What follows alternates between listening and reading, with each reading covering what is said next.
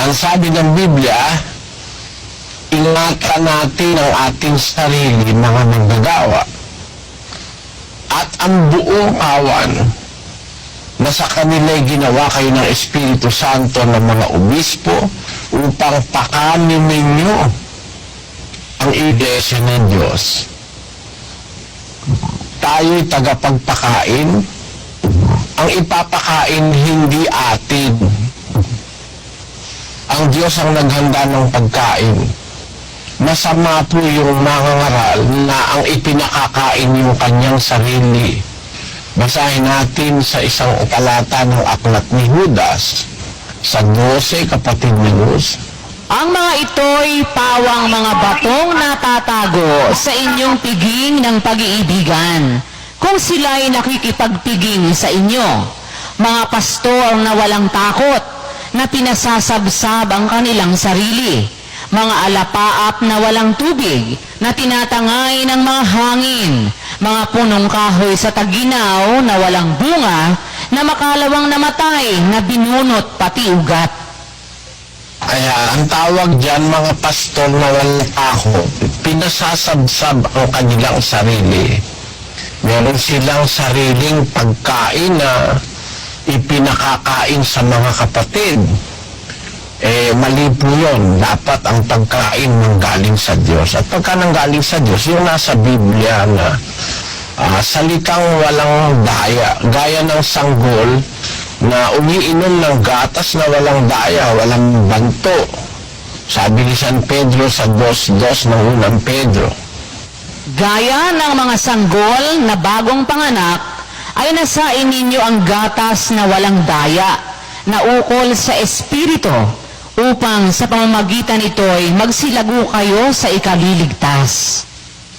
Merong gatas na walang daya, walang banto. Yung gatas ng nanay, yung gatas talaga nung nanganak sa'yo. At ang ating ina, yung 4:26 ng Galacia. Ngunit ang Jerusalem na nasa itaas ay malaya na siyang ina natin. Ayan. Yung Jerusalem sa itaas, yung ina natin. So yung gatas na magnonoris o magpapalaki sa atin, yung galing sa ating nanay na siyang Jerusalem na nasa itaas. Hindi yung Jerusalem ngayon sa baba. Jerusalem sa Middle East. Yung Jerusalem sa itaas, yun ang katuparan ng sinabi ng Panginoon Hesus na panggagalingan ng gatas para sa ating lahat. Sa Lucas 24, ganito ang ating nagbasa, mga kapatid, sa 47. At ipangaral sa kanyang pangalan ang pagsisisi at pagpapatawad ng mga kasalanan sa lahat ng mga bansa, magbuhat sa Jerusalem. Binabasa natin yan, akala natin magbuhat sa Jerusalem. Yung Jerusalem dun sa Middle East, anong sabi ni Padre Pilapil sa Pasyon, magmula sa Jerusalem, lahat ay inyong libutin, at turuan ang magaling. Ang tao na gugupiling ng sasalay, di maintin ang sino man, alin tao, aralan ang binyagan niyo.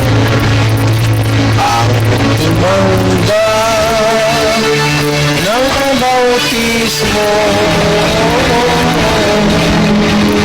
at manahon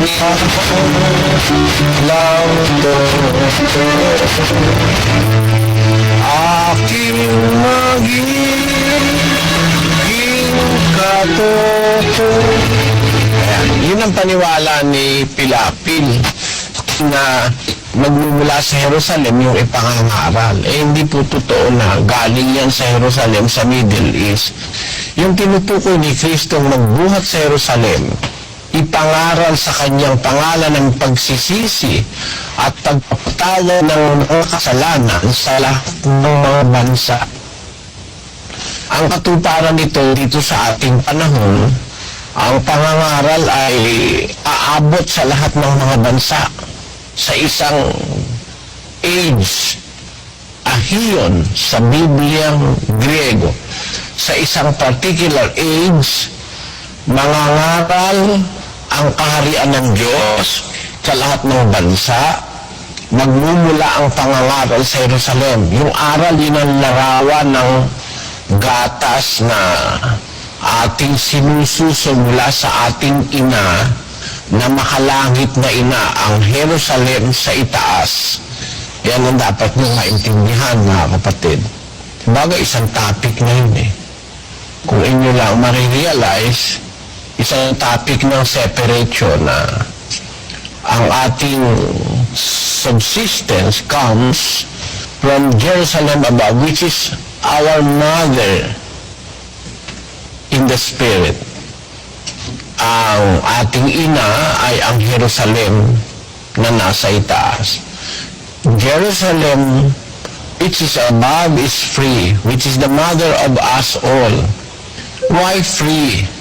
Free because that Jerusalem is pure, free from influences of human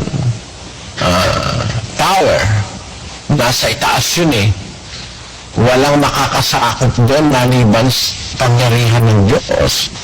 Our mother is Jerusalem, which is above, which is free. Di gaya ng Jerusalem ngayon, nasa ilalim ng pagkaalipin ng iba't ibang relihiyong nag-aagawan sa Jerusalem na nasa Middle East.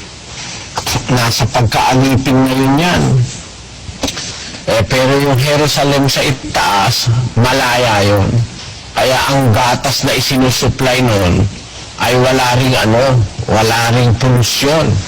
Gatas na walang dayang, sabi ni Pablo o ni Pedro. Kaya doon ang gagaling yung ating sinususong gatas, mga kapatid, o yung aral na nagpapalakas sa atin. Ako ay naniniwala na ang Biblia ay ganyan totoo. Hindi naman ako masyadong magtatagal na siguro, mga kapatid. Nandoon na ako sa edad na, kumbaga sa araw, 5:30 na. Ilang minuto na lang, nunubog na. Nagmamadali ako dahil gusto kong ako mismo sana ang makapagbalita sa ating mga kababayan, sa ating mga kapwa-tao sa iba-ibang bansa, no kadakilaan ng Diyos na aking nasumpungan sa Biblia. Alam ko na maraming nag-a-underestimate sa akin. Alam ko naman na ako'y walang mataas na pinag-aralan. Maraming humahamak sa akin at maraming nagpipilit na ako'y maibagsak sa maraming paraan. Merong mga iba-ibang paraan ng buhay sa mundo. May nabubuhay para asawa, may nabubuhay para sa anak, may nabubuhay para sa mahal, may nabubuhay para sa kung ano-anong mga dahilan. Pero may nabubuhay para naniniwala ako na may buhay na para sa Diyos. It is the best way to live our lives. To live our lives in service to our Creator. Yun po ang aking pananalig. At hindi kayo magsisisi, mga kapatid, na nakisama kayo sa paglilingkod. Tiis, pagmamalasakit, pagtitiyaga. Palapit ng palapit ang araw ng ating hinihintay na pagbalik ng ating Panginoong Hesus. Bakit?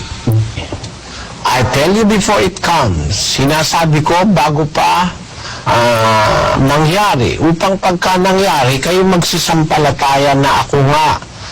Merong intensyon ng Diyos para makakreate sa atin ng pananampalataya. Hindi takot.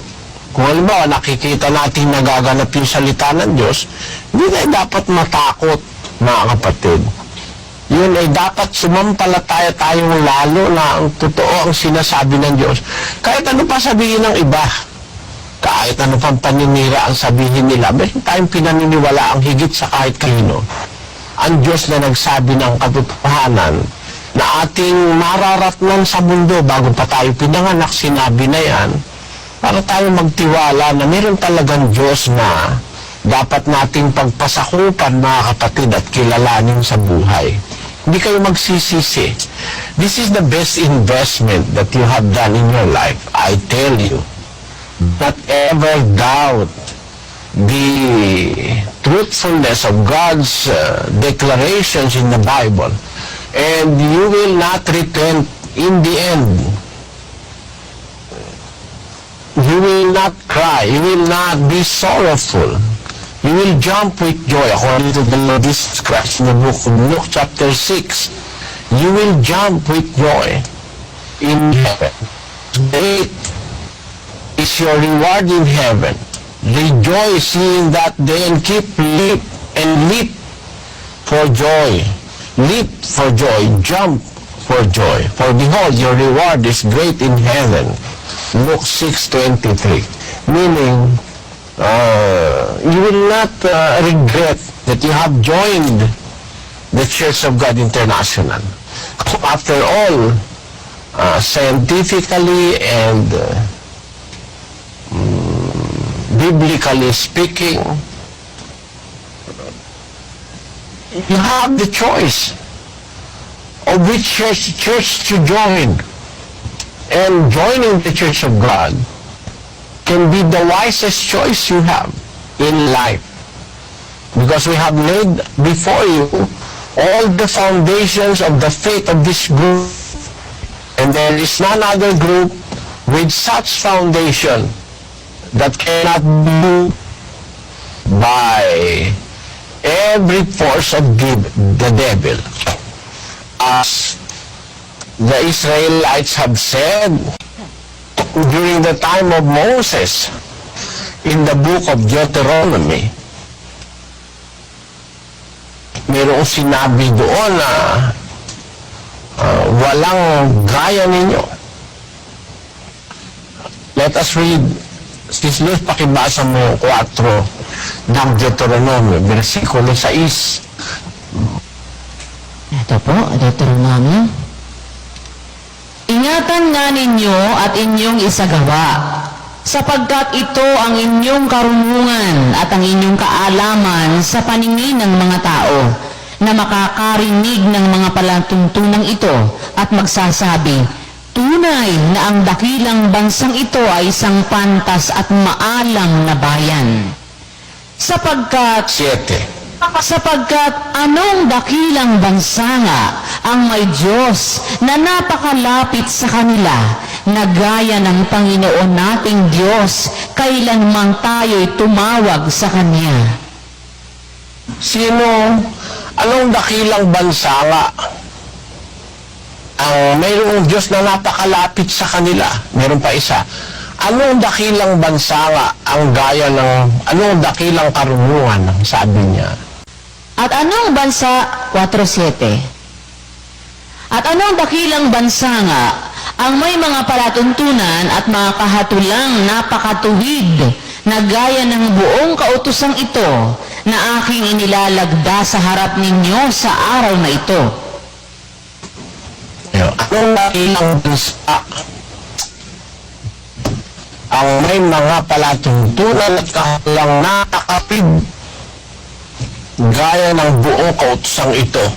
Meron ba kayong makikitang iglesia o relihiyon na nagtuturo ng buo-buo ng karunungan at ng kaalamang ukol sa Diyos, mga kapatid? Di kayo na ang makakasaksi. Hindi naman kailangan manggagalaiti pa ako para patunayan sa inyo yan eh. Kayo naman ang saksi dyan eh. Tanungin mo nga sila, kapatid. Kayo po mga kapatid, saksi po ba kayo na talagang walang kapareho ang ating aral na naririnig? Gaya ng sinasabi sa Biblia, anong bansa nga ang may napakatuwid na kahatulan na kagaya nitong ating sinusunod na itinuro sa atin? Meron ba kapareho ito mga kapatid? Sagot na po tayo! Wala po, wala. Agaya nung una. Kaya naman kayo makasasagot kasi galing naman kayo sa iba-ibang mga reliyon, hindi ba? Opo, totoo po yan. Napaka-authoritative po na makapagsalita ang mga kapatid at makasagot sa ganyan kasi sila nang galing sa iba-ibang mga relihiyon na yan. Lahat halos ng relihiyon, pinanggalingan po ng mga kapatid natin. At nakita nila, walang tama doon sa lahat ng mga yon. Kaya sila umalis doon sa mga relihiyong yaon. At pati nga yung mga taga-ibang bansa, hindi naman Pilipino lang ang nagsasabi yan, Sis Lucy. Pati yung galing sa iba-ibang bansa na mga nakinig sa atin, nagsasabing wala namang kapareho itong araw na ating pinagsasama-samahan. At ito hindi dahil sa kagalingan ng sino mang tao, ito ay dahil sa kapangyarihan at karunungan ng Diyos na may-ari ng lahat ng bagay na ito, na sa Kanya ang karangalan at kapurihan magpakailanman. Amen.